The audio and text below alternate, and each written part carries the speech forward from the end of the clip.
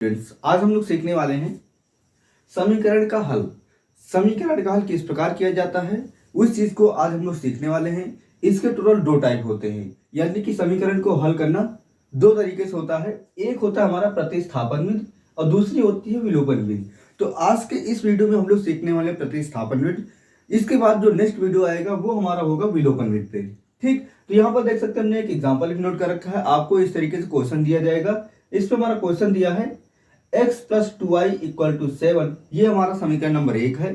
और दूसरा है 2x plus Y equal to 5। तो ये हमारे दो समीकरण है। तो कहा गया है इसमें x और y की मान बताइए। ठीक, तो इस क्वेश्चन को सॉल्व करने से पहले सबसे पहले हमको कुछ बेसिक्स होते हैं, उन बेसिक्स को समझ लेना है ताकि क्वेश्चन को सॉल्व करने में हमको कोई प्रॉब्लम ना हो। ठीक, मैं यहाँ पे आप लोग को बता देता हूँ।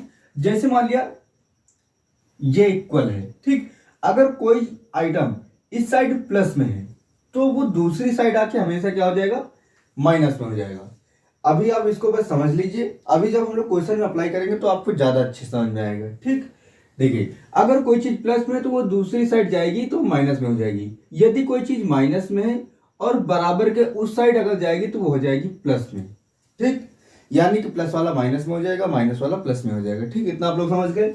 फिर उसके बाद यहाँ पे जैसे मान लिया कोई आइटम गुणे में है, यानी जो ये आइटम गुणे में है तो वो इधर आके बन जाएगा भाग में, यानी वो इधर आके भाग में हो जाएगा। और कोई आइटम इधर अगर भाग में है तो वो इधर आके क्या हो जाएगा, गुणे में। यानी कि याद रखना आपको, प्लस वाला माइनस हो जाएगा, माइनस वाला प्लस हो जाएगा। ठीक, इतना हो गया। फिर दूसरे में गुणा वाला भाग में हो जाएगा, भाग वाला गुणे में हो जाएगा। तो ये चार्ट आपको हमेशा याद रखना है। ठीक, और आज हम लोग सीखने वाले प्रतिस्थापन विधि। तो प्रतिस्थापन विधि में क्या जाता है, इसमें से दोनों में से किसी एक समीकरण से x या y, ठीक, एक्स वाई हमारे पास है तो एक्स वाई लेंगे। अगर हमारे पास ए बी है तो ए बी में ध्यान देंगे। ठीक, इसमें एक्स वाई से क्या करेंगे, किसी एक वैल्यू निकालकर दूसरे वाले समीकरण में रख देना होता है। ठीक, हम चाहे ऊपर वाले से कर ले चाहे नीचे वाले से कर ले। ठीक, हम लोग क्या करेंगे, समीकरण 1 से लिखेंगे, समीकरण 1 से। अब समीकरण 1 में आप देखेंगे तो यहाँ पे लिखा है x प्लस 2y बराबर 7।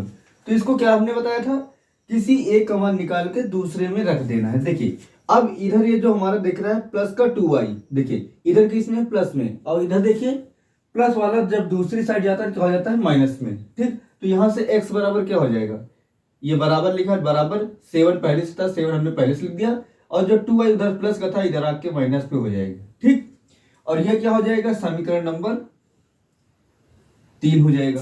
ठीक, इतना आप समझ गए ना। हमने कुछ नहीं किया, बस समीकरण 1 को हमने लिया और उसके बाद क्या किया, जो इधर 2y प्लस में था इधर आके माइनस में हो गया, इसको हमने समीकरण 3 बना दिया। ठीक, इतना हो गया।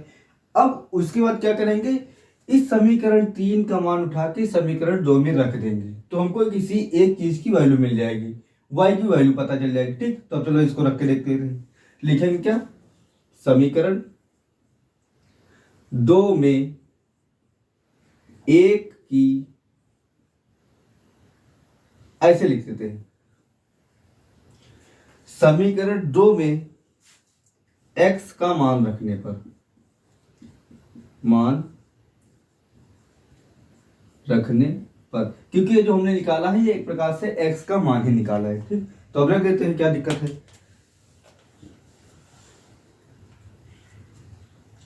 ठीक, तो देखिए कैसे रखेंगे, ये हमारा समीकरण है 2x प्लस वाई, तो लिखेंगे 2, और जहां पर हमारा x है तो वहां पे कितना लिखेंगे, 7 प्लस वाई, तो ब्रेकेट लगा देंगे, लिखेंगे 7 माइनस 2y, और उसके बाद हमने ऐसे ब्रेकेट लगा देना है। फिर कितना है, प्लस वाई, तो हम लोग लिखेंगे प्लस वाई और बराबर कितना है, 5। ये हो गया।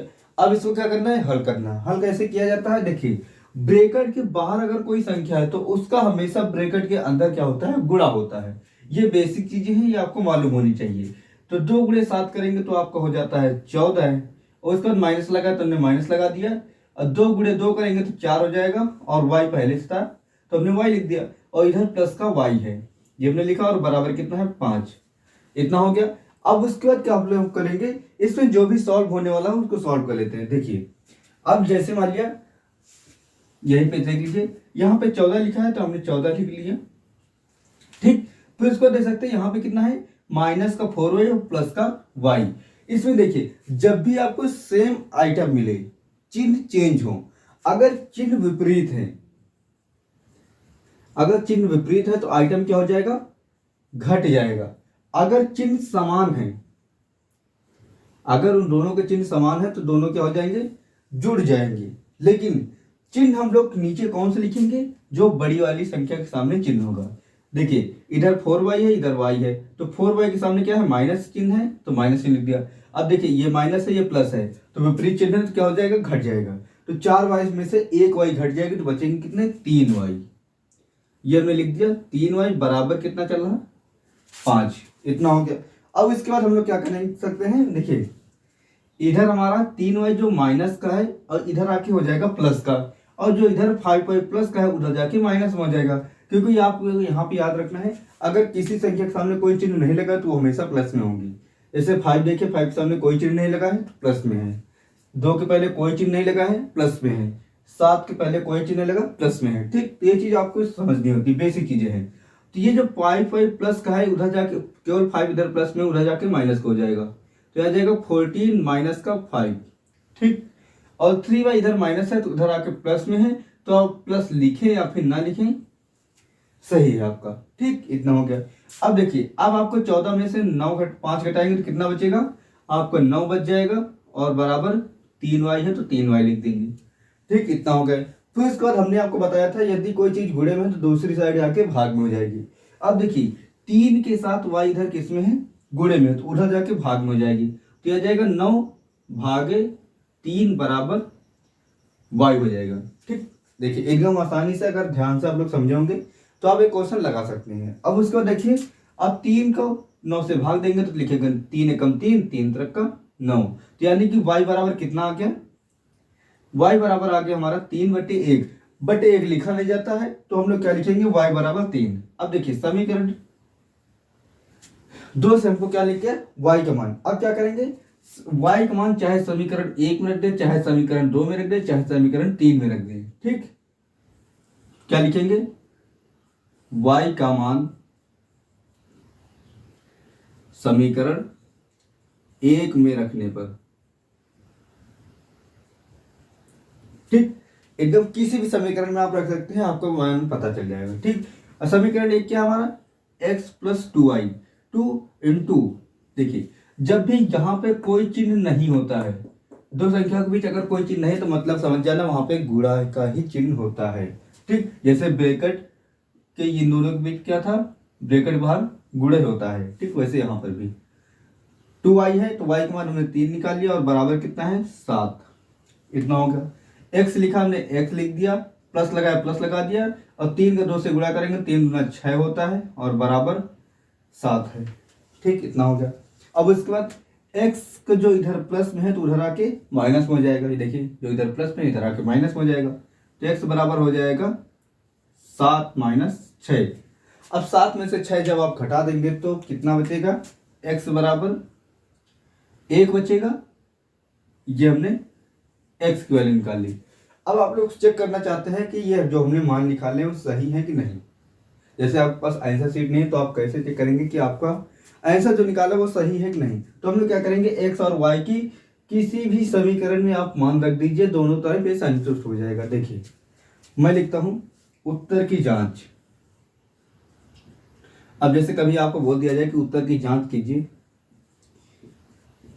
तो देखिए जांच कैसे की जाती है उस चीज को, जैसे यहाँ पे लिखा है x plus 2y, x plus 2y बराबर 5 है, इतना हमने नोट कर दिया। ठीक, सॉरी 7 है तो हमने यहाँ पे 7 लिख दिया। अब इसके बाद इस साइड हम लोग क्या करेंगे, एक्स वाई का मान रखेंगे, अगर संतुष्ट करेगा इसका मतलब सही है। तो देखिए x का हमने कितना मान निकाला, 1, तो 1 लिख दिए, प्लस 2 है तो 2 लिख दिया, गुणे y का मान कितना निकाला, 3। ठीक, देखिए इस साइड वाला आ जाएगा, तो 1 पहले से लिखा है, और प्लस 3 दूना 6, अच्छा 1 7, देखिए 7 इस साइड है, 7 इस साइड है। इसका मतलब जो भी हमने सवाल लगाया है वो एकदम आसान सा सवाल था और सही है। ठीक, अब देखिए एक बार फिर से हम लोग कॉन्सेप्ट को समझ लेते हैं। इसमें होता क्या है, प्रतिस्थापन विधि में दोनों में से किसी एक समीकरण से, किसी चाहे ए बी फॉर्मेट में अगर है तो ए बी हो, पी क्यू फॉर्मेट है पी क्यू हो, एक्स वाई फॉर्मेट में हो तो एक्स वाई, तो आपको क्या करना है, दोनों में से किसी एक समीकरण से किसी एक की वैल्यू निकालकर दूसरे वाले समीकरण में रख देनी होती है। ठीक, जैसे हमने यहाँ पे x की वैल्यू निकालकर समीकरण 2 में रख दिया, ये देखिए x की वैल्यू निकालकर समीकरण 2 में रख दिया, तो इससे क्या होगा, जब आप समीकरण 2 में x की वैल्यू रखोगे, अगर आपने x की वैल्यू रख दी है तो y का मान आपको तुरंत पता चल जाएगा। ठीक, इतना हो गया। फिर इसके बाद इस y के मान को समीकरण 1 में चाहे रख लो, चाहे 2 में रख लो, चाहे 3 में रख लो। ठीक, रखने के बाद आपको मिल जाएगा x का मान। अब ये x और y के मान किसी भी समीकरण में रख के देख लो तो दोनों साइड क्या होगा, इक्वल आएगा, संतुष्ट करेगा। यही आपकी होती है प्रतिस्थापन। अगर इसमें कोई भी क्वेश्चन आप लोग को हो, कोई भी डाउट हो, तो आप लोग कमेंट के माध्यम से पूछ सकते हैं। नहीं तो मैंने व्हाट्सएप नंबर आप लोग को ऑलरेडी बता रखा है, उसमें आप लोग क्वेश्चन करके पूछ सकते हैं। जैसे मेरा क्वेश्चन व्हाट्सएप नंबर है 7574005015। इसमें आप लोग कॉल मत कीजिएगा, एसएमएस के माध्यम से, सॉरी व्हाट्सएप के माध्यम से आप कोई भी क्वेश्चन अगर भेजेंगे तो उस क्वेश्चन को मैं सॉल्व करके आप लोग को जरूर से जरूर मदद करूंगा। Thanks for watching this video.